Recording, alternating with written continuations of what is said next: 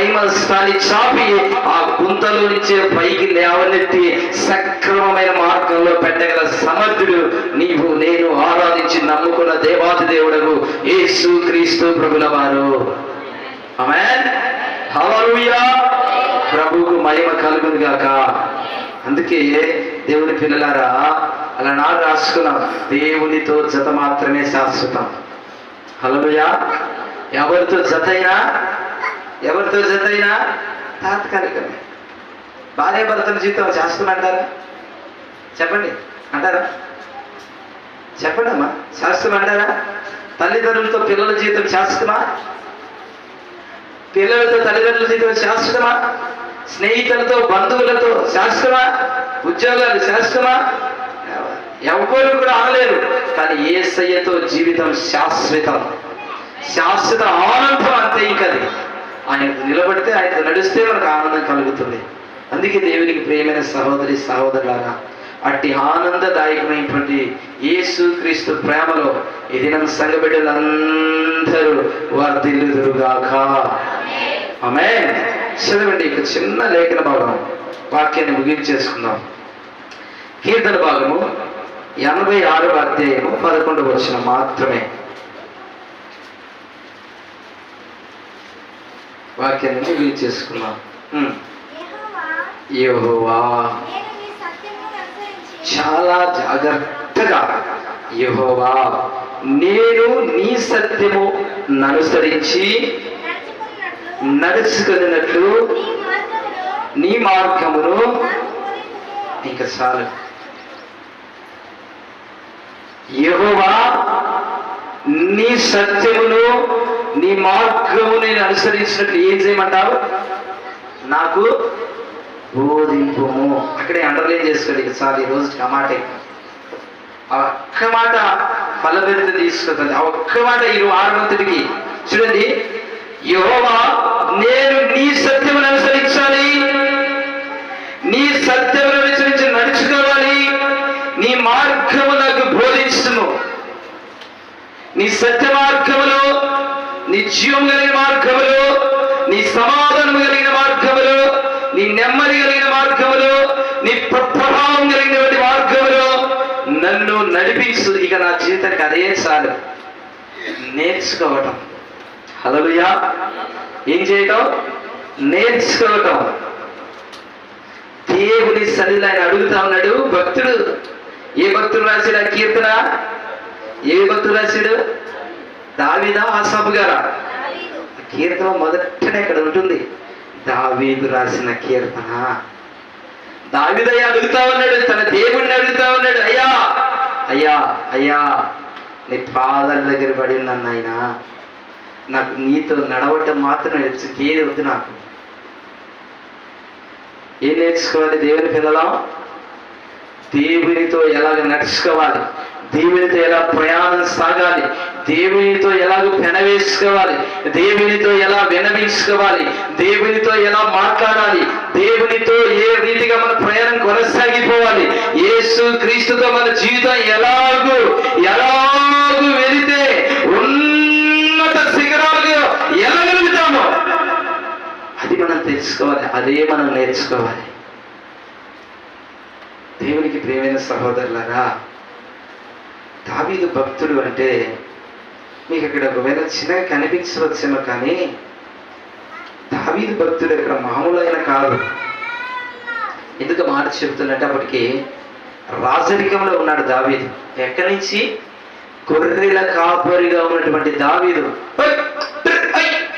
అని కొండ చెక్కలు అదిలిసుకునే రకం మనోడు, చిన్నోడు. ఎలా ఉంటాడు? పొట్టాడు. దాంట్లో ఎలా ఉంటాడు? మళ్ళీ గూని. హల్లెలూయా హల్లెలూయా. మనం గూని పిల్లని ఇవ్వాలనుకో ఇచ్చేస్తామా? పిల్లని ఇవ్వాలనుకో ఇస్తామా? చక్కని బిడ్డని అంటారు. ఒకవేళ అమ్మాయికే గూనిందనుకో, అబ్బాయి చేసుకోవాలనుకో, ఒకవేళ పెళ్లిసుకులో పోయినప్పుడు కాస్త చూస్తారు, గూనిందనుకో అంటే వద్దు, గూని పిల్ల వంగిపోయిందమ్మా. హల్లెలూయా. యాడ చేసుకుంటాం చెప్పు?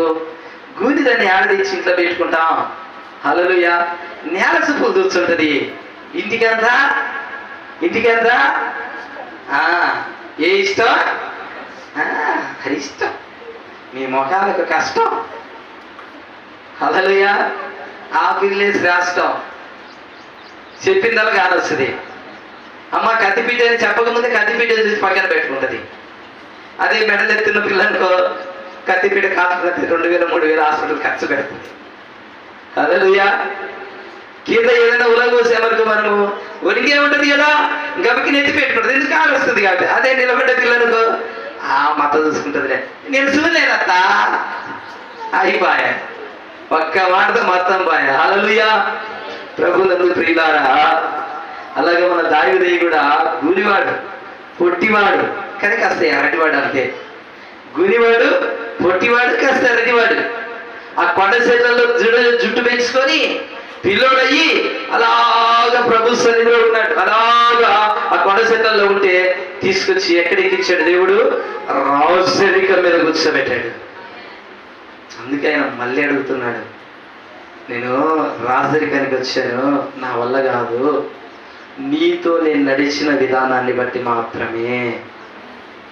నువ్వు నన్ను నడిపించావు, చూసావు, ఆ నడకలోనే నేను రాజరిక పునాదుల మీద ఉన్నాను, లేకపోతే నా వల్ల ఏమవుతుంది. అందుకే మళ్ళీ కూడా నువ్వేం చేస్తావంటే నన్ను నీతోనే నడిపించు, నీ మార్గాల్లోనే నడిపించు, నీవే చేయబడి నడిపించు. నీ సత్యమైన మార్గంలో నేను ఎలాగ నడవాలో, నీ ప్రణాళిక మార్గంలో నేను ఎలాగ నడవాలో నాకు తెలియదు నైనా, ముసలాయినే అయితే నాకు నేర్పించు, వృద్ధుడే అయితే నాకు నేర్పించు. ఎలాగా? సత్య మార్గంలో నడవటం, ధర్మ క్రియలలో నడవటం, అపవిత్రమైన క్రియలను విసర్జించి పవిత్రమైన ప్రధాన యాజకుడైన యేసు క్రీస్తు ప్రణాళిక ప్రకారం జీవితాన్ని నడిపించుకోవడం నాకు నేర్పించు. జీవనం ఎలాగో నేర్పిస్తాయి విద్యా పాఠాలు. జీవితాన్ని ఎక్కడ నేర్పించరు. జీవితాన్ని నేర్పించేది పరిశుద్ధ గ్రంథమైనటువంటి ఒక బైబిల్ గ్రంథం మాత్రమే జీవితాన్ని నేర్పిస్తుంది. జీవనాన్ని నేర్పించడానికి అనేకమైన ఉన్నాయి. ఎలా బ్రతకాలి, ఎలా ఉన్నతిగా ఉండాలని జీవనాన్ని నేర్పిస్తాయి అవి. జీవితాన్ని నేర్పించేది పరిశుద్ధ గ్రంథమైనటువంటి పవిత్ర లేఖనాల వంటి యేసు క్రీస్తు యొక్క పరిశుద్ధ గ్రంథమైనటువంటి బైబిల్ గ్రంథం మాత్రమే జీవితాన్ని నేర్పిస్తుంది. జీవితాన్ని మార్చుకోవడం నేర్పిస్తుంది. జీవితం ఎలాగో ఉన్నత స్థితిలో ఉండాలో నేర్పిస్తుంది. జీవనం ఎలా సాగించాలో మాత్రము విద్యాబుద్ధులు నేర్పిస్తాయి.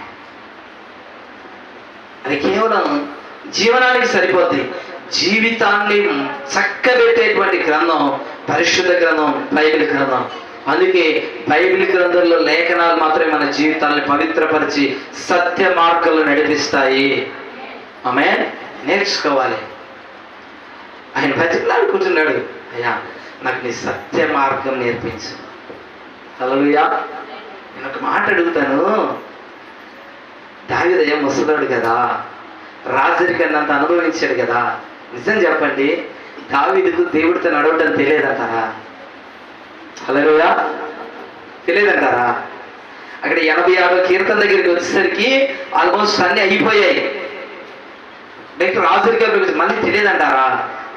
హల్లెలూయా. తెలుసు, కానీ తెలుసు అని గర్వాన్ని పక్కన పెట్టి నీవు నాకు నేర్పిస్తేనే అది చక్కగా ఉంటుంది. ఆమేన్. హల్లెలూయా. ఆయన మనకు నేర్పిస్తేనే ఆ మార్గం చాలా చక్కపరచబడుతుంది. చదవండి యొక్క లేఖనం ఆ మార్గాన్ని ఎలాగ ఉండాలో. ఎజ్రా గ్రంథం 8వ అధ్యాయము 21 వచనం. ఎజ్రా గ్రంథం 8వ అధ్యాయము 21వ వచనం. ఎజ్రా. అప్పుడు దేవుని సన్నిధిని మమ్మును మేము దుఃఖపరుచుకొని మాకును మా చిన్నవారికి మా ఆస్తికి శుభ ప్రయాణము కలుగునట్లుగా ఆయనను వేడుకొనుటకు అహవా నది దగ్గర ఉపవాసముండుడని ప్రకటించింది. ఉపవాసం ఎలా చేయాలో తన పిల్లలకు, తన చిన్నవారికి, తన వారికి నేర్పిస్తున్నాడు. దావీదు అడుగుతున్నాడు, నీతో ఎలా నడవాలో నాకు నేర్పించు సత్య మార్గములని దావీదు అడుగుతున్నాడు.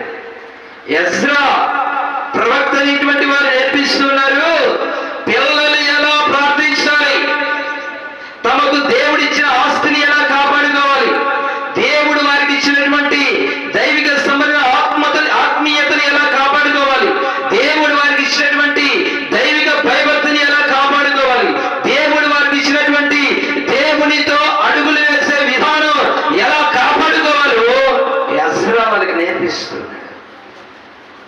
ఒక నది దగ్గర తీసుకెళ్ళాడు, అందరిని కూర్చోబెట్టి తాగండి తినండి చెప్పడాలా. ఏం చెప్తున్నాడు? నోరు మూసుకొని, ఎలాగా? నోరు మూసుకొని అందరూ ఉపవాసం ఉండండి, ఎవరు తినటానికి తాగటానికి వీలు లేదు. చిన్నవాడైనా సరే, పెద్దవాడైనా సరే, చిన్నపిల్లలైనా సరే, పెద్ద పిల్లలైనా సరే, ఉపవాసం అంటే ఉపవాసమే. నోరు మోయి చెప్పేశాడు. కఠినంగా చెప్పేశాడు. ఎందుకు అంత కఠినం? దేవుడు నాకు ఇచ్చినది ఎవడు దోచుకోకూడదు. ఏంటి? దేవుడు ఎవడు తనకి ఇచ్చినది దోచుకోకూడదంటే ఉపవాసం ప్రార్థన చేసుకోవాలా? ఆలోచించండి ఒకసారి. దేవుడు మనకి ఇచ్చినది ఎవరు తీసుకొనుకోకూడదంటే ఉపవాసం ప్రార్థన చేయాలా? తిని ప్రార్థన చేస్తే దేవుడు ఆలోచించడా? ఆలోచిస్తాడు. పొరపాటు కూడా అలా ఆలోచించేది.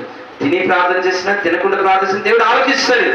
అయితే ఇక్కడ వారికి ఉన్న సమస్య పరిమాణాన్ని బట్టి దేవుడి దగ్గర ఉపవాసం అంటూ ఉన్నారు దేవుని పిల్లలు. హల్లెలూయా. వారి ఎదుట ఉన్న శత్రువు వారు జయించలేరు. ఇక ఎలా చేయాలో అర్థం కాదు. వాళ్ళు వెళ్ళే మార్గం బహు భయంకరమైన మార్గం. ఎలాగైనా సరే దేవుడే మార్చాలి ఈ మార్గాన్ని. అందుకు ఉపవాసిస్తూ ఉన్నారు. కిందికి వచ్చిన ఇక్కడ రండి. మేలు కలుగచేయుటకై ఆయనను ఆశ్రయించు వారందరికీ మా దేవుని హస్తం ఎలా ఉంటుంది? తోడుగా ఉంటుంది. హల్లెలూయా. మేలు కలగటానికి, ఎవరికి మేలు కలగటానికి? ఆయన సన్నిధికి వచ్చి, ఆయన సన్నిధిలో కూర్చొని, ఆయనతో ఎలాగో నడవాలో బోధ తెలుసుకొని, ఆయన మార్గంలో అడుగులు అడుగు వేస్తూ యేసు క్రీస్తు ప్రభుతో ఆయనతో మన ప్రయాణం కొనసాగిస్తామే. వారి జీవితాలు, ఆయనతో వెళ్ళేటువంటి ఆ మార్గాలు, ఆయనతో ప్రయాణించే ఆ ప్రయాణం, ఆయనతో నడిచే ఆ నడకడిక, ఆయనతో వెళ్ళేటువంటి ఆ భయంకరమైన దేవుని సహవాసంలోకి అప్పుడు ఆయన చేస్తాడట. ఆయన చదవండి మా మాట, దేవుని హస్తము తోడుగా ఉండును. ఏముంటుంది మనకు తోడండి? దేవుని హస్తం మనకు తోడుగా ఉంటుంది. వాళ్ళు ఉపవాసం ఉన్నారు దేనికి? మాకు తోడు కావాలి. బంధువులు ఉన్నారు, స్నేహితులు ఉన్నారు, మిత్రులు ఉన్నారు, రక్త సంబంధికులు ఉన్నారు. కత్తితో ఒక్కసారి కత్తి ఎత్తితే 1000 మందిని చంపగలిగేటువంటి యోధులు, యుద్ధ సైనికులు వాళ్ళ ఎదుట ఉన్నారు. అయినా కూడా వాటన్నిటిని ఏం చేశారు? పక్కకి నెట్టేశారు. పక్కకు పెట్టి ఎవరు అడుగుతున్నారు? మొదట దేవాది దేవుడు యేసు క్రీస్తు ప్రభువుతో అడుగుతున్నారు. అందుకే ఆ వచనం 22 చదువు కంటిన్యూ. ఆయన హస్తము, ఆయన ఉగ్రతయు ఆయన విసర్జించి వారి మీదకి వచ్చునని. అక్కడ ఆగండి. ఆయన హస్తము తోడుగా ఎవరికి ఉంటుంది? ఆయన ఆశ్రయించిన వారికి.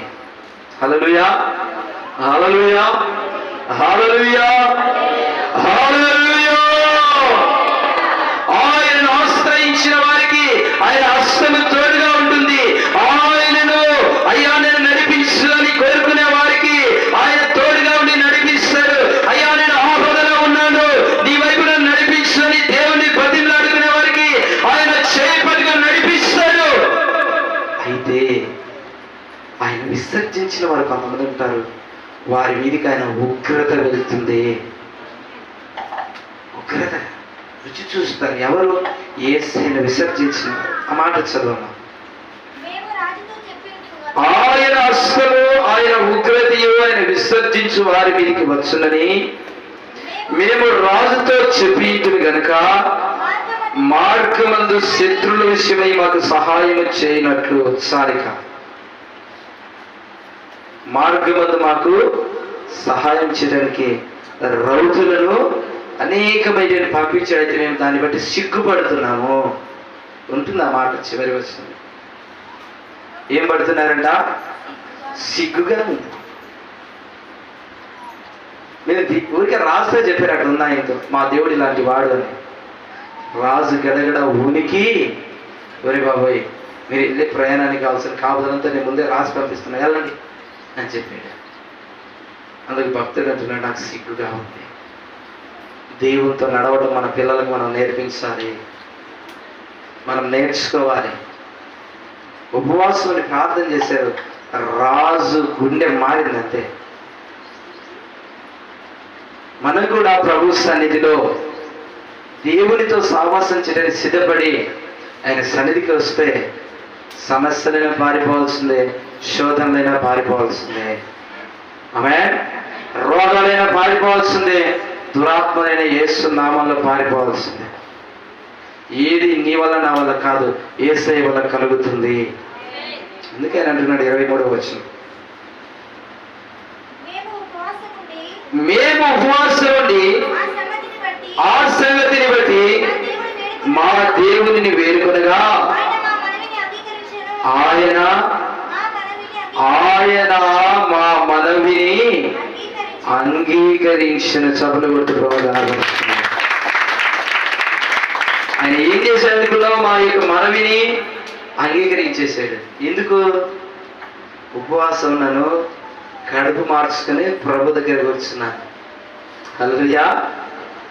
ఉపవాసం అండి ప్రభు దగ్గర కూర్చుంటే ఎంతలా వ్యాధి బాధని స్వస్థపరుస్తాడు దేవుడు. ఎందుకంటారు? ఉపవాస ప్రార్థనలో బలమైనటువంటి దేవుని శక్తిని మనం పొందుకుంటాము. ఆమేన్. ఉపవాస ప్రార్థనలో బలమైన దేవుని యొక్క భయంకరమైన ప్రభావం, పరిశుద్ధాత్మ అగ్ని జ్వాలలు మన మీద అలరాడించబడుతూ ఉంటాయి. ఉపవాసించి ప్రార్థన చేసినప్పుడు మన మొర డైరెక్ట్గా ప్రభు సన్నిధికి చేరుతాడు. ఎందుకు? ఆయన అడుగుతున్నా మాకు నేర్పించు అని. నేర్పిస్తున్నాడు ఇక్కడ ఎజ్రా. ఎవరికి నేర్పిస్తున్నాడు? తన పిల్లలకు నేర్పించుకుంటున్నాడు. చిన్నవారికి పెద్దవారికి అందరికీ చెప్పుకుంటూ ఉన్నాడు. హల్లెలూయా. ఈ ఒక మాట చదువుకొని మత్తయి సువార్త 18వ అధ్యాయము 3వ వచనం.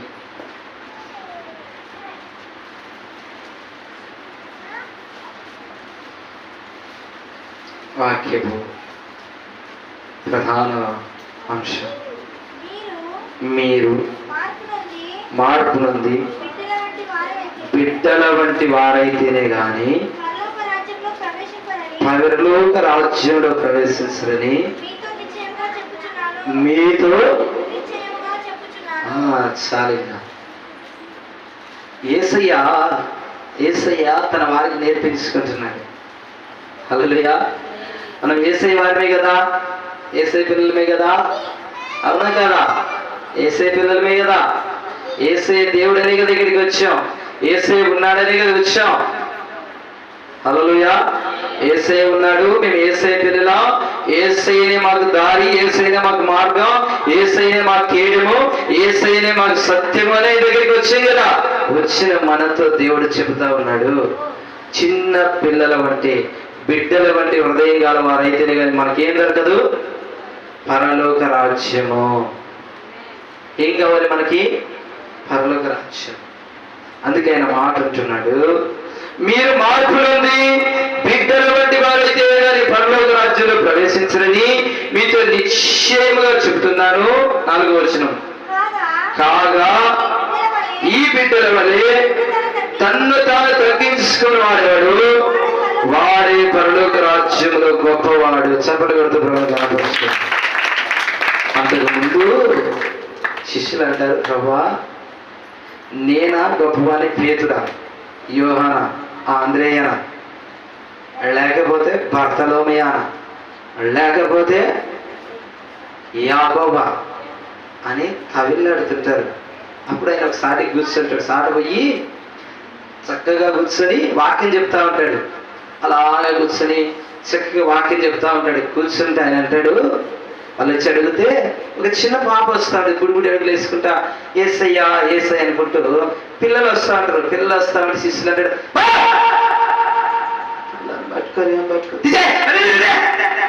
అని ఈ శిష్యులు అల్లరి చేస్తా ఉంటారు, అరుస్తూ ఉంటారు ఆ పిల్లల్ని. చిన్న పిల్లలు పాపం అని చేస్తా ఉంటారు ఈ శిష్యులు. మామూలు కదా యోహాను పేతురు అల్లరి చేస్తున్నాను అని వాళ్ళు కనుక్కుంటూ ఉంటారు, అరుస్తూ ఉంటారు, వారి మీద తిరగబడుతూ ఉంటారు. అంతలో యేసయ్య పట్టుకొని ఆ బిడ్డని రాని అంటాడు, దగ్గర కూర్చోబెట్టుకొని ఇంక చెప్తాడు వాక్యాన్ని. హల్లెలూయా. ఏమని చెప్తాడంటే, ఇదిగో ఈ బిడ్డలాగా, హల్లెలూయా, ఈ పసిపాపలాగా, ఈ పసివాడిలాగా నీవు ఉంటేనే నీకు పరలోక రాజ్యం. నీవు ఈ పసిపాపలాగే ఉండాలి, నీవు పసిబిడ్డలాగే ఉండాలి, నీ హృదయం అలాగా మార్చబడాలి, నీ మనసు అలాగా మార్చబడాలి, నీ యొక్క అంతరంగం అలాగా మార్చబడాలి. ఈ పసికందు ఎలాగా ఉందో అలాగా నువ్వు ఉండాలి. ఆ పసిపాపలో ఉన్నటువంటి గుణాలు ఏంటనుకున్నారు? నువ్వు ఎంత కొట్టు, వాటి కాసేపు కాకుండా వచ్చి మళ్ళీ ఇంట్లో వచ్చినావు, గుడికి వచ్చి సంకలం కూర్చుంటావు. హల్లెలూయా. మనందరికీ పిల్లలు ఉన్నారు కదా, ఖచ్చితంగా కొడతారు. పిల్లలు పట్టుకొని పెంచుతారా ఎవరన్నా? ఎవ్వరు లేరు. ఇప్పుడే కొడతాను నేనైతే. హల్లెలూయా. కొడతాం కదా, కొట్టే కాసేపు అలుగుతారు. మళ్ళీ కాసేపు నాకు అలా పోయి కూర్చున్నాం అనుకో, ఇంట్లో వచ్చి పక్కన కూర్చుంటారా మీద కూర్చుంటారా? చిన్నగా మాట్లాడుకున్నాం. ఎక్కడ కూర్చుంటాడమ్మా? ఎక్కడ? నువ్వు వద్దు పోరా నాకు అని తప్పు వచ్చి ఆడ కూర్చుంటాడు. మీదనే కూర్చోవాలా, వాళ్ళ అమ్మ ఆనుకునే కూర్చోవాలా, వాళ్ళ నాన్న ఆనుకుని కూర్చోవాలి. ఒకవేళ కొట్టిందేమో, కళ్ళు ఎర్రగా ఏడిచి బొంతలు వాసాయేమో, అయినా సంబంధం లే. వచ్చి ఆడ కూర్చోవాలా, మీదనే కూర్చోవాలా, మళ్ళీ కూర్చాలా, మళ్ళీ కొట్టాలా, మళ్ళీ దగ్గర తీసుకోవాలా. హల్లెలూయా. మన ప్రేమ కూడా పెద్దవారమైనప్పటికీ మన హృదయం అలాగా మార్చబడాలి. క్షమించే గుణం పసివారికి దేవుడిచ్చిన కృప. ఆ క్షమించే గుణం మనలో ఉండాలి. ఆమేన్. శత్రువే కానీ, పుట్టినోడే కానీ, తిట్టినోడే కానీ మళ్ళీ ఏం చేయాలి? క్షమించాలి. వాళ్ళ అమ్మ కొట్టింది అనుకోండి, కొట్టి కాసేపు నాకు ఒరే మీ న్యాయం వచ్చే టైం అయింది, పెరుగు బయట కొనకరమ్మా నాయన అన్నదనుకోండి, నేను పోనంటాడా? అమ్మా ₹1, లేకపోతే ఇప్పుడు ₹1 పోయిందేమో కదనా, తీసుకుంటాం ₹1 ₹5. ఎందుకంటే అప్పుడు రూపాయికి ఉండదు, ఇప్పుడు ₹5 లేస్ ప్యాకెట్ టేస్ట్ ఉంటుంది. అదే దీనికి గమకి అనారోగ్య సమస్యలు వస్తాయి కాబట్టి కదా. లేస్ మరి పెరుగు ₹10, మళ్ళీ నీకు ₹5 పడతారు నానేస్తే ఏమంటాడు మళ్ళా? ఓకే ఏదైనా పొంగు కొట్టుకుని మళ్ళీ కూస్తాడు.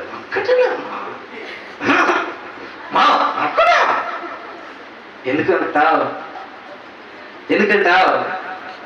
ప్రేమ.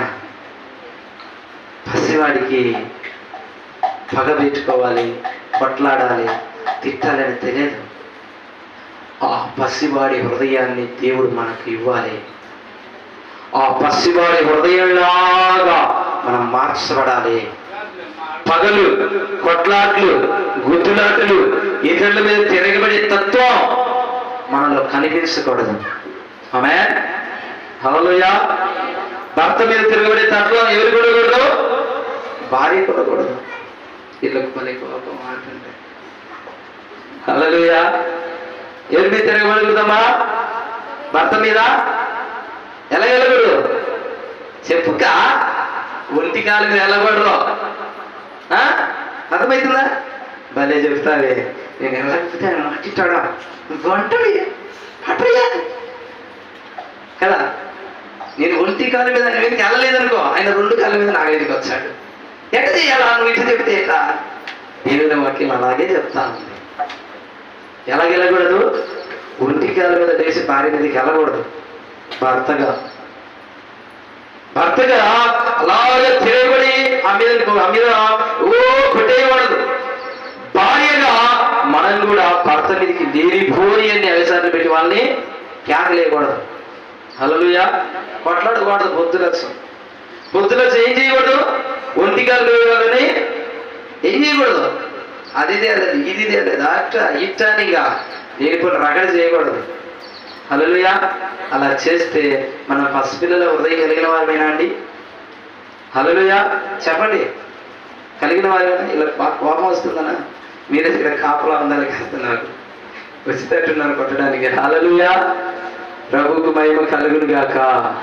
ఎందుకంటే ఆ మాట దేవుడు ఒక లేఖనం అంటాడు, భార్యకు శిరస్సు ఎవరు? భర్త. భర్తకు శిరస్సు భార్య అని ఎక్కడే చెప్పలేదు. భార్యకు శిరస్సు భర్త, భర్తకు శిరస్సు ఎవరు? దేవుడు.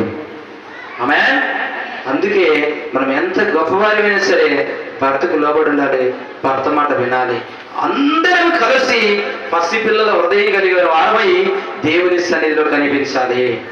అందుకే ఆయన అంటున్నాడు 5వ వచనం,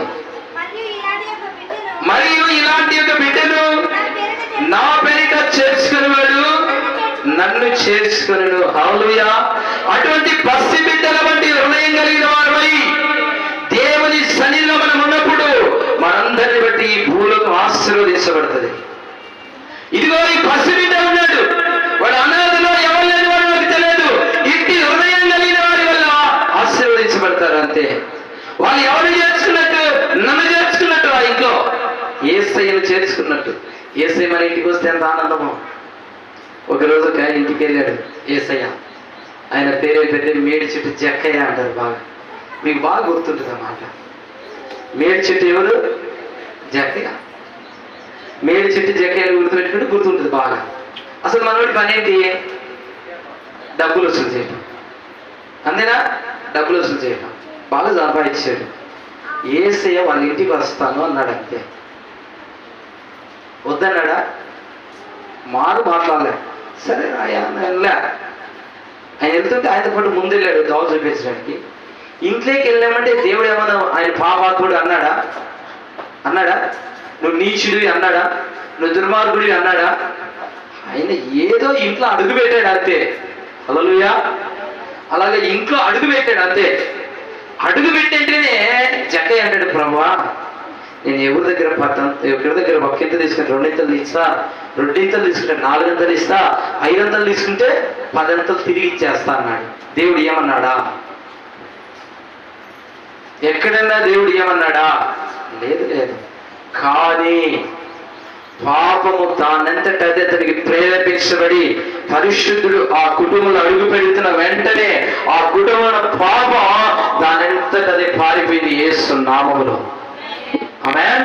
అందుకే జక్కయ్య అంటాడు, నేనంతా ఇచ్చేసాయిక, ఇది నాకు నేను సంపాదించుకున్నది, ఇదంతా పాపం సొమ్ము పంచిపెట్టా అంటాడు జక్కయ్య. దేవుడు మన గుణంలో అడుగు పెడితే చాలు. శాంతి లేకపోతే శాంతి వస్తుంది, సమాధానం లేకపోతే సమాధానం వస్తుంది, నెమ్మది లేకపోతే నెమ్మది వస్తుంది, ఆర్థిక దేవులు లేకపోతే దానంతట ఆర్థిక దేవులు మన కుటుంబంలో పొర్లి పారుతాయి. ఏ అనారోగ్యంతో ఉన్నావో ఆ రోగం ఆ కుటుంబంలో నుంచి యేసయ్య అడుగు పెడితే యేసు నామములో రోగాలు పారిపోతాయి, దెయ్యాలు పారిపోతాయి, చాతపడి శక్తులు పారిపోతాయి, మంత్ర శక్తులు పారిపోతాయి, క్షుద్ర శక్తులు పారిపోతాయి, నాట్యమాడే లోక సంబంధ దురాత్మలు యేసయ్య నీ గృహంలో అడుగు పెడితే ఎటువంటి పాపం తీరన్నా తరులుకుంటే పారిపోతాయి.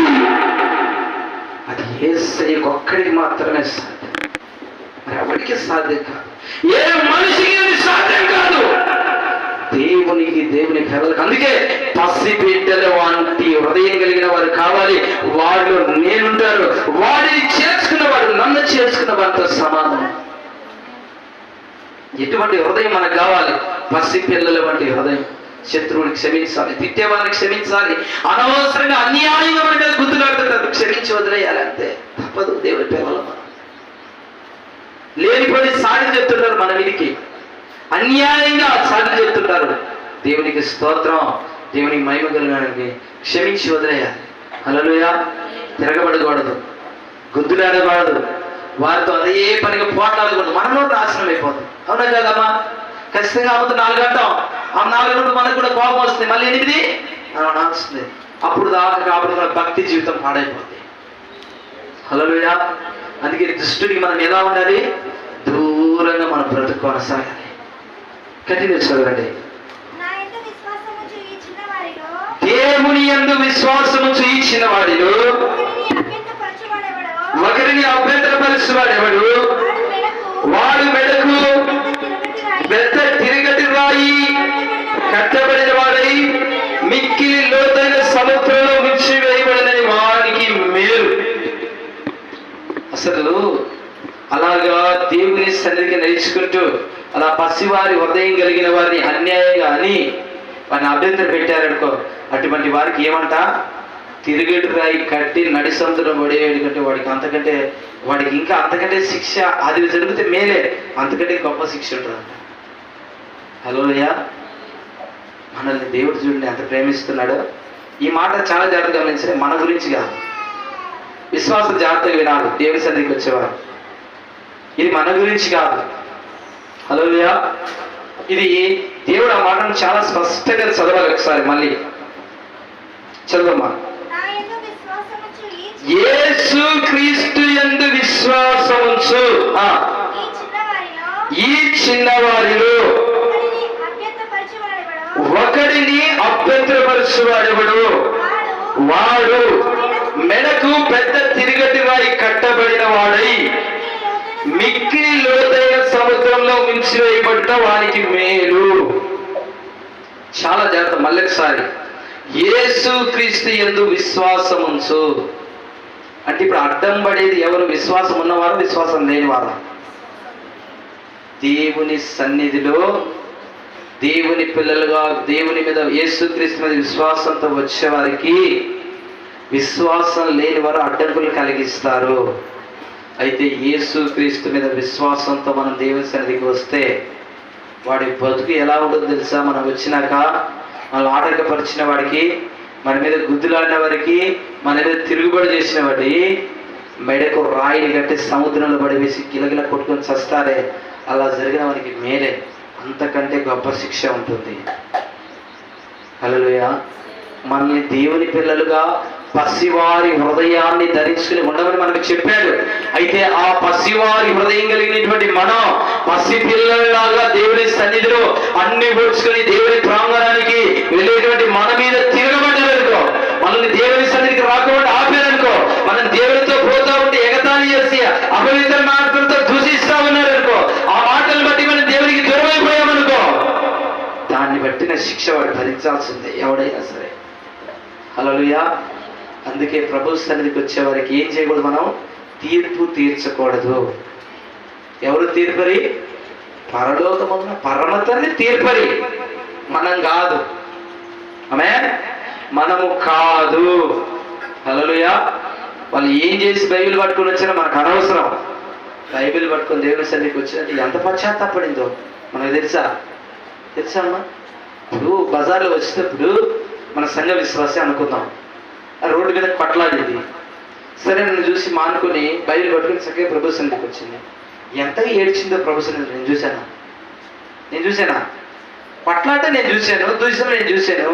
అయితే ఆమె తిరిగి ప్రభు సన్నిధికి వచ్చింది. వచ్చినాక ప్రభు పొరపాటైంది, తప్పైంది, క్షమించని ఎంతగా బాధపడి పశ్చాత్తాపడిందో. దేవుడు క్షమించాడు కదా, అయిపోయిందా లేదా? అయిపోయింది. ఇక తీర్పు తీర్చుకొని మనమేమిటి? అందుకే ఆయన అక్కడ మాట రాసింది, మనల్ని దేవుని సన్నిధికి రాకుండా ఎవరైనా అభ్యంతరపరిస్తే, హల్లెలూయా, మన తోటి వచ్చేవారిని రండిక ఏమైనా కానీ దేవుని సన్నిధికి రండి, దేవుడు చూసుకుంటాడు కానీ తీసుకురావాలి. ఆమేన్. హల్లెలూయా. నువ్వు అట్ట చేస్తావే, నువ్వు ఎట్ట చేస్తావే అక్క, నువ్వెట్టే ఎత్తా అనకూడదు. పొర్రపాటును కూడా ఆ మాట రాకూడదు. ఏం చేయని నీకు అనవసరం. క్షమించేవాడు ఆయన, ఆయన రూపంలోకి మార్చుకునేవాడు ఆయన, ఏది జరిగినా పవిత్రపరిచి ఆ బలహీనతను విడిపించేవాడు పరలోకమందున పరమతండ్రి నజరేయుడు యేసు. ఆమేన్. వాక్యం చేత గద్దిద్దాం. దేవుడు మాట్లాడేది మారేదనుకో, దేవునికి స్తోత్రం. శాశ్వతమైన మార్పు అదే. హల్లెలూయా.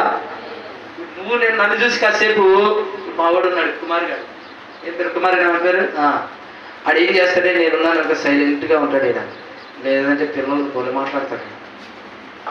హల్లెలూయా.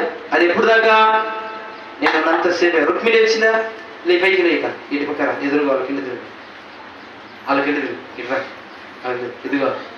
మమ్మీ పేరు ఏం పేరు మన పేరు అసలు పేరు రోహిణి, నేను బుద్ధుగా రుక్మిణి అంటారు. హల్లెలూయా. ఎందుకంటే మేము హిందువులుగా ఉన్నప్పుడు ఒక చిన్న మాట చెప్తాను. నా చిన్న చెల్లెల పేరు సుప్రజ, హిందువులుగా ఉన్నాడు. నిలబడు సుప్రజ. ముద్దుగా మా నాన్న మేము కలిసి రుక్మిణి అలా పిలుచుకునే వాళ్ళం. అక్కడ 3 పేర్లు వస్తాయి, 3 పేర్లు వస్తాయి. అక్కడ వాళ్ళ పేర్లు వద్దులే, 3 పేర్లు వస్తాయి. అందుకని ఎప్పుడన్నా రుక్కు పిలుస్తూ ఉంటాం. మహామేధావి కాంట్రాక్ట్కి జాడుందనే బాధ ఉండండి. అయిపోయింది నిలబడో రాను చూడండి, జాడి కానొచ్చింది కదా. నేనున్నాను అనుకో, నిప్పును కప్పిపెట్టినట్లుగా ఉంటుంది. నేను చర్చ నుంచి బయటికి పోయింది అనుకో, వీళ్ళల్లో నీ ఇష్టం వచ్చిన ఎవరు అయినా సరే 5:30 మోపేరు. అదే ఎవరు మోపేలేరనా అమ్మా, ఎవరు మోపేలేరు.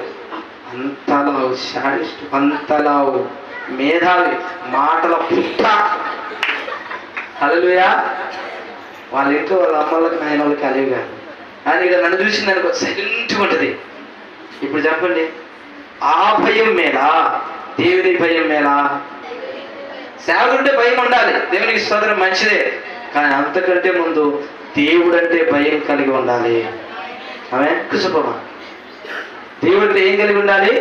భయం కలిగి. ఆ భయం మన జీవితాలను మారుస్తుంది. అక్కడ మనం దేవుడితో సంబంధాన్ని పెంచుకుంటాం. చదవండి 6, 7. అభ్యంతరం వలన లోకమునకు శ్రమ. చాలా జాగ్రత్త. ఎవరైతే మనల్ని అభ్యంతరపరుస్తారో వారు ఖచ్చితంగా దేవుని చేత శ్రమ అనుభవించవలసినది. అభ్యంతరములు రాక మానవు, ఎవడి వలన అభ్యంతరం వచ్చినా ఆ మనుష్యునికి తిరిగి మళ్ళీ శ్రమ. ఇక్కడ 2 మార్లు శ్రమ రాయబడి ఉంటుంది. ఎవరి వలన మనకు అభ్యంతరం కలుగుతో, మన మనసుకి గాయం కలుగుతో, మన హృదయానికి గాయం కలుగుతో, దేవుని పిల్లలు మనసుకి నొచ్చుదని ప్రభు సన్నిధిలో హృదయాన్ని బాధతో ఏడుస్తారు. ఆ ఏడుపుకు కారణమైనటువంటి వాడికి శ్రమ. దేవుని పిల్లలు అలా జాగ్రత్త. దేవుడు మనల్ని ఎంతగా ప్రేమిస్తున్నాడో దీంట్లో గమనించాలి. మనల్ని పసి వాళ్ళ వరే ఉండమన్నాడా లేదా? ఉండమన్నాడు. అయితే పసి వాళ్ళుగా మనం ఉన్నప్పుడు మన మీద తిరగబడతారు కొంతమంది. హల్లెలూయా. పోలిస్తుంది ఈ లోకం. అమ్మా, పడేవాడు ఉండాలి కానీ అనేవాడికి నోటికి అద్దు వలుపు ఉండదు. హల్లెలూయా. ఉంటుంది అద్దు వలుపు? అదే అస్సలు ఉండదు. అందుకే వారికి ఏం కలగజేస్తాడు దేవుడు? శ్రమను కలగజేస్తాడు. ఎటువంటి శ్రమ అది? వాడు బతికి మెడకు రాయి పెట్టుకునే సముద్రం చచ్చేవాడికి మేలాడికి ఇంకా అంతకంటే ఘోరమైన శ్రమ కలుగుతుంది. హల్లెలూయా. అందుకే దేవునికి ప్రియమైన పిల్లలారా, మనం దేవుడితో సహవాసం కలిగి పసిపిల్లల వాళ్ళే ఉండాలి. కానీ తిరుగుబడి దేవుని కోపాన్ని, ఉగ్రతను మన మీదకి తెచ్చుకోకూడదు. ఆమేన్. 8. కాగా నీ చెయ్యైనను నీ పాదమైన నిన్ను అభ్యంతరపరిచిన ఎడలా దానిని నరికి నీ యొద్ద నుండి పారవేయము. 2 చేతులు 2 పాదములు కలిగి నిత్యాగ్నిలో పడుట కంటే కుంటివాని వలె అంగహీనుడివై జీవంలో ప్రవేశించుట నీకు మేలు. 9వ వచనం కూడా చదవండి అమ్మా. నీ కన్ను నీ అభ్యంతరపరిచినట్లా దానిని పెరిగి నీ యొద్ద నుండి పారవేయము. 2 కన్నులు కలిగి అగ్ని గల నరకంలో పడవేయబడ్డ కంటే 1 కన్ను కలిగి జీవంలో ప్రవేశించుట నీకు మేలు. 18, 10. ఈ చిన్నవారిలో ఒకరైనా ధృవీకరింపకుండా చూసుకొనుడి, వీరి దూతలు పరలోకమందున నా తండ్రి సముఖమున ఎల్లప్పుడూ పరలోకమందు చూచుందురని మీతో చెప్పుచున్నాను. హల్లెలూయా. ఇక్కడ ఇద్దరి చాలా జాగ్రత్తగా గమనించాలి. ఒకటి చెయ్యి, కాలు, రెండవది కన్ను. 3 విషయాలు ఇక్కడ మనం ప్రధానంగా గమనించాలి. ఈ 3 అభ్యంతరపరిచినలా ఏమన్నాడు? చెయ్యిని నరికివేయి, కాలు నరికివేయి, కన్నును పెరికివేయి అన్నాడు. హల్లెలూయా, హల్లెలూయా. అంటే మానవ సంబంధంగా నిజంగా మనం మాట్లాడుకుందాం. ఈ చెయ్యి పాపం చేసినందుకు చెయ్యి నరికి వేసుకోగలమా? మనము చెప్పండి, నరికి వేసుకోగలమా? ఈ కాలు పాపం దగ్గరికి మన నడకను ప్రయాణించి తీసుకెళ్ళింది అనుకో, కాలు నరికి వేసుకోగలమా? కన్ను అపవిత్రమైనదని చూసిందనుకో, ఈ అపవిత్రమైన కన్నుని తిరిగేసుకోగలమా? అది అయ్యే పని కాదు. ఎందుకు లేఖనం అలాగ సెలవిస్తూ ఉంది? హల్లెలూయా. అందుకు కారణమైనటువంటి దానిని విసర్జించాలి. కళ్ళ ద్వారా చేసే పాపానికి ఏది కారణమో ఆ కారణాన్ని విసర్జించాలి. కాలి నడవడిక ద్వారా పాపం చేయడానికి కారణమైన దానిని విసర్జించాలి. చెయ్యి చాపి పాపం చేయడానికి కారణమైన దానిని విసర్జించాలి. కన్ను తిప్పుకోవాలి పాపాన్ని చూడటానికి. హల్లెలూయా. పాపము చేయి ప్రదేశానికి మన కాలు గుజిందనుకో, ఆ కాళ్ళను త్రిప్పుకోవాలి. ప్రభువా, నా కళ్ళు పాపం దగ్గరికి పోనీయకుండా, నా కన్ను అపవిత్రమైనది చూడుకోకుండా నా కన్నును నీ వైపు తిప్పు. దేవుణ్ణి అడగాలి. అంటే అర్థము శారీరక భాగాలు మీరు కోల్పోండి అని కాదు. ఆత్మీయ అర్థము దేవునితో నడిచే నడకను నీ దగ్గర ఎవరైనా స్నేహితులు, సన్నిహితులు, ముఖ్యమైన వారు, తల్లిదండ్రులు, బంధువులు, నా అనుకునేవారు ఎవరైనా సరే దేవునిలో నుండి నిన్ను తప్పించటానికి ఎటువంటి క్రియలు చేసినా అవసరమైతే వాడిని విడిచిపెట్టే గాని యేసయ్యను విడిచిపెట్టకూడదు. అది దాని యొక్క అర్థం. యేసయ్యతో నీ సహవాసాన్ని విడిచిపెట్టకూడదు. యేసయ్యతో నీ సాంగత్యాన్ని విడిచిపెట్టే అవసరమైతే వారిని త్యజించు అన్న వారు ముఖ్యమైన స్నేహితులు. వారు లేకపోతే నేను తినలేను, తాగలేను. పనికి మాల స్నేహం. యేసయ్యతో నీతో నిలబెట్టిన స్నేహం మనకెందుకు? హల్లెలూయా. యేసయ్యతో మనం గడిపే సాన్నిహిత్యాన్ని పోగొట్టేటువంటి స్నేహాలు, రక్షణలు, మాటలు మనకు అవసరమా? అవసరమా అండి? అనవసరమైనవి విసర్జించటమే. అది దాని యొక్క అర్థం. పొద్దుల కూర్చొని మాట్లాడుకుంటా ఉన్నాం అనుకోండి, ప్రయోజనం ఉండదు. అదే దేవుని సన్నిధిలో కూర్చొని కాసేపు నెమ్మదిగా మనసుకు శాంతి. పసి పిల్లల వంటి హృదయం కలిగిన వారు దీన్ని పొందుకుంటారు. ఆమె కంటిన్యూ. మీకేమి తోచును? ఒక మనుష్యుడికి 100 గొర్రెలు ఉండగా వాటిలో ఒకటి తప్పిపోయినడా 99 కొండల మీద విడిచిపెళ్ళి తప్పిపోయిన దాన్ని వెదకడా? వాడు దానిని కనుగొనేడా? 99 గొర్రెల గురించి సంతోషించినంతకంటే దానిని గురించి ఎక్కువగా సంతోషించునని మీతో నిశ్చయముగా చెబుతున్నాను. అలాగునే ఈ చిన్నవారిలో ఒకడైతే నశించుట పరలోకమందున్న మీ తండ్రి చిత్తము కాదు. జాగ్రత్త మాట చూడండి. 100 గొర్రెలు ఉన్నాయి, 99 బాగుపడి ఒక్కటి బాగుపడలేదు. దాన్ని తీసుకొచ్చి వెతుకులాడుతున్నాడు. యాడ పోయిందో, కొండలలో పోయిందో, చెట్లలో పోయిందో, పేరు దగ్గర పోయిందో, నీళ్ళు దగ్గర ఉంటుంది, యాడ సరిపోయిందో ఎతుకులాడుకుంటూ పోయి దాన్ని తెచ్చుకొని సంతోషపడుతున్నాడు. 99 ఉన్నాయని కాదు. హల్లెలూయా. దేవునికి ప్రియమైన పిల్లలారా, మనందరం ప్రతి ఆదివారం ప్రార్థనకు వస్తుంటాం. అయితే మనతో పాటు ఒక్క కొత్త ఆత్మను తోలుకొచ్చుకున్నాం మనకు ప్రభు మందిరానికి, పరలోకమందున ప్రభుకు మహిమ కలుగుతుంది.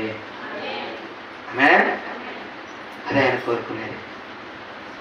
ఎవరిని పోగొట్టుకోకూడదు. హల్లెలూయా. ఇలాగ మనల్ని విస్తరించడానికి ప్రయత్నం చేస్తున్నాడు. అక్క మందిరానికి రండి, ప్రార్థన చేసుకున్నాం. ఆడిపోతే అసలు నా సంగతి నీకు తెలుస్తుంది. హల్లెలూయా. తెచ్చి కూర్చు పక్కన కూర్చుని నా కోసం ప్రార్థన చేయాలి. ప్రభు రోజు తిరుగుతుంది, రోజు కొట్లాడుతుంది, రోజు తిరగబడుతుంది. ఏమని కాస్త మార్చాలి, ఎవరికి మొక్కాలి? ప్రభుకు మొక్కాలి. అప్పుడు తెలుస్తుంది మన ప్రేమ ఏంటో. హల్లెలూయా. తిట్టారు, కొట్లాడారు, తిరగబడ్డారు. వాళ్ళు అలాగే విడిచిపెట్టామనుకో ఏమైపోతారు? నశించిపోతాయి ఆత్మలు. హల్లెలూయా. వాళ్ళు కూడా ఎక్కడ తీసుకొచ్చుకోవాలి? చిన్నగా మందిరం తెచ్చి మందిరంలో కూర్చోబెట్టుకోవాలి. పక్కన కూర్చోబెట్టుకొని ప్రార్థన చేయాలి అంతే, శత్రువు కోసం. కానీ ఇది ఉంపదేగా రా. హల్లెలూయా. ప్రభువుకు మహిమ కలుగును గాక. అందుకే దేవుడు అంటున్నాడు, ఏ ఒక్కరు నశించిపోవడం ఆయనకి ఇష్టం లేదు. 15వ వచనం, 14వ వచనం. అలాగనే ఎవరు కూడా నశించుట పరలోకమున్న తండ్రి చిత్తం కాదు. హల్లెలూయా. మనలో ఏ ఒక్కరు నశించడం దేవుని చిత్తం కాదు. మన సన్నిహితులు కానీ, బంధువులు కానీ, రక్త సంబంధికులు కానీ. దావీదయ్యా నేర్చుకున్నది ఇదే. అయ్యా నీ సన్మార్గంలో నడిపించుకుని దావీదయ్య అడగటానికి కారణం, ఆయన నడిపిస్తే చక్కనైన మార్గంలో వెళ్ళగలుగుతాం. ఆయన నడిపించే మార్గంలో గుంతలు రాని, ముళ్ళు రాని, తుప్పలు రాని దాటించేవాడు కూడా ఆయనే. హల్లెలూయా. మనం ఎన్నుకున్న మార్గంలో వెళ్ళినప్పుడు ఎదురు దెబ్బలు, అసమాధానకరమైన క్రియలు, అవమానాలు, నిందలు పడితే అక్కడ ఆగిపోతాం. కానీ దేవుడు చెప్పిన మార్గంలో వెళ్తూ ఉన్నప్పుడు అవమానాలు, నిందలు, వేదనలు, శోధనలు, రోగాలు, ఇరుకులు, ఇబ్బందులు మనల్ని ఎక్కడ కూడా కృంగదీయలేవు. అది ప్రభువు ఏర్పరిచిన చక్కనైన మార్గం. హల్లెలూయా. ఆ చక్కనైన మార్గంలో వెళ్ళేటప్పుడు ఇదిగో ఎజ్రా గ్రంథంలో రాయబడి ఉంటే అలాగున దొంగలు వస్తారు, కొట్లాడేవారు వస్తారు, తిరగబడేవారు వస్తారు. ఎజ్రా ఉపవాసం ఉండమని ఎందుకు పిల్లలు మొదలుకొని పెద్దల వరకు చెప్పారు? వాళ్ళ ఆస్తి దొంగలించేవారు ఉన్నారు, వాళ్ళు వెళ్ళే మార్గంలో వారు సంపాదించుకుని దొంగలించేవారు ఉన్నారు, వారికి ఉన్న ఆర్థికములను దొంగలించేవారు ఉన్నారు, వారికి ఉన్న ఆరోగ్యములను దొంగలించే వారికి ఉన్నారు, వారికి ఉన్న సమాధానాన్ని దొంగలించేవారు ఉన్నారు, వారి కుటుంబంలో నెమ్మది లేకుండా చేసేవారు వారి మార్గంలో ఉన్నారు. కాబట్టి ఆ అపవిత్రమైనటువంటి మార్గాల బట్టి నేను వెళ్ళలేకపోతున్నానయ్యా, నేను ఎలా వెళ్ళాలి, నాకు మార్గం సిద్ధపరచు.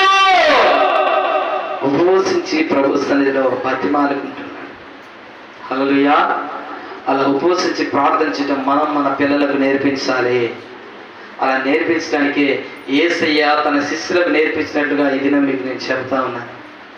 అదే దేవుడు నేర్పించిన మాట ప్రకారము ఏ హృదయం కలిగి ఉండాలి? మనం పసి పిల్లల హృదయం ఎలాగ ఉందో అట్టి హృదయం అలంకరించుకొని మనం ఉండాలి. ఆమేన్. శత్రువును క్షమించాలి. మనపై నిందలు వేసేవారిని, అవమానపరిచేవారిని సమస్త జనులు ఏం చేయాలి? క్షమించి చేతనైతే ఎక్కడికి పట్టుకొచ్చుకోవాలి? చెయ్యి తీసి సంకలైతే ఇరికేసుకొని రా ప్రార్థన క్రమం తర్వాత తెచ్చుకున్నాం. హల్లెలూయా. ఇంకొక చెడు కూర్చోబెట్టేవనుకో ఇంకా నోరు మూసుకుంటుంది. మొదటి రోజు పోయిన నుంచి కొట్లాడుతుందా? నువ్వు కొట్లాడినా ఆమె కొట్లాడదు. హల్లెలూయా. నువ్వు తిట్టిన ఆమె తిట్టదు, నువ్వు తిరగబడ్డా ఆమె తిరగబడదు. దేవుని ప్రేమ